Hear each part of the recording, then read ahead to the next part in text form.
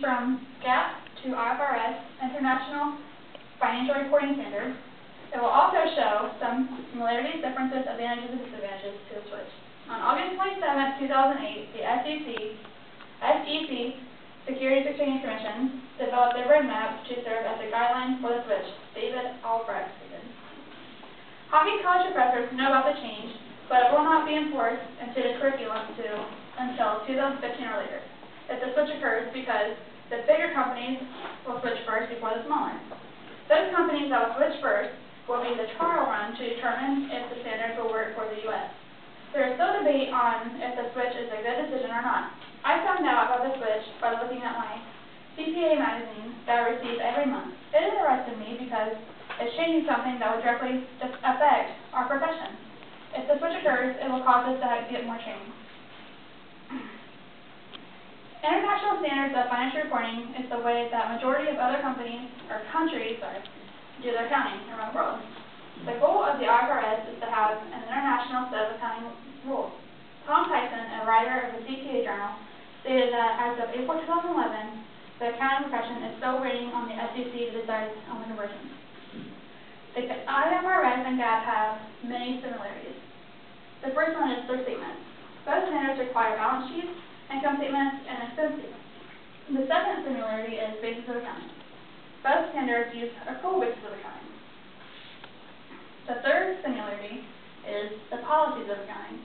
Both standards require companies to use the same policies of accounting from last year for this year unless stated in their statements.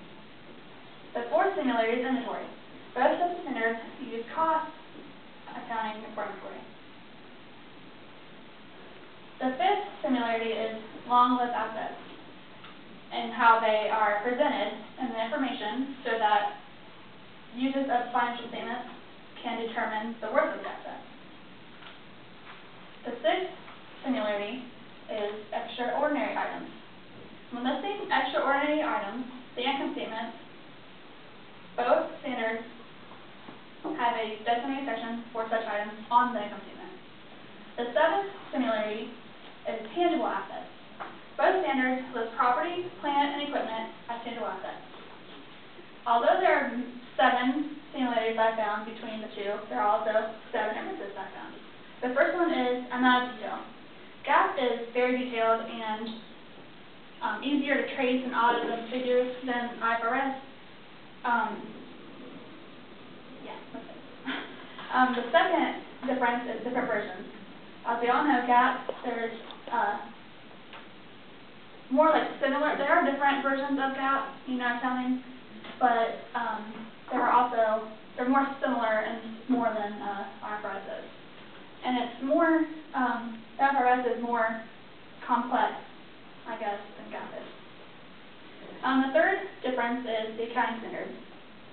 GAAP is a rules-based accounting, considered to be a rules-based accounting standard, to IFRS is a principles-based set of accounting standards. The fourth difference is recognition of assets. The IFRS only recognizes assets with the future economic benefits, and GAAP recognizes all intangible assets at fair value. The fifth difference is inventory. The IFRS doesn't allow LIFO at all, but GAAP, as you know, allows both LIFO and FIFO. The seventh and last difference I have is taxes. GAAP has a set amount of taxes for most assets and liabilities. The IFRS, however, taxes are usually the amount deductible or taxable for assets and liabilities. Okay, although it might be a timely and costly thing, there are still some advantages to switching from GAAP to IFRS, and the first one is comparability. Companies that switch to having the international set of standards would be able to compare and contrast easier to other companies who use it nationally, or globally, that is.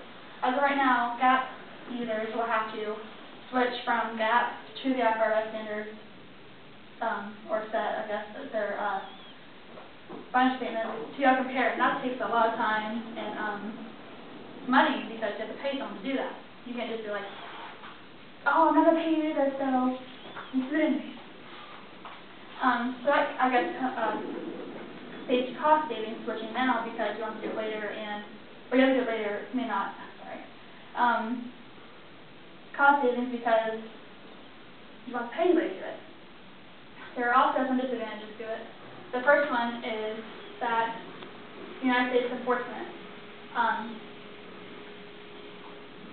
The United States has a great amount of enforcement on GAAP because they came up with it. I mean, I don't know if other countries use GAAP or not. I'm not sure on that.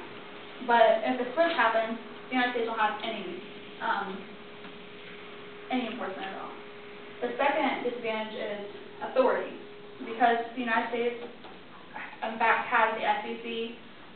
They don't have any authority because the IASB created IFRS. So if the switch happens, SEC and FASB will be like no longer. To conclude my speech had an overview of what the IFRS is, some similarities, differences, and advantages and disadvantages.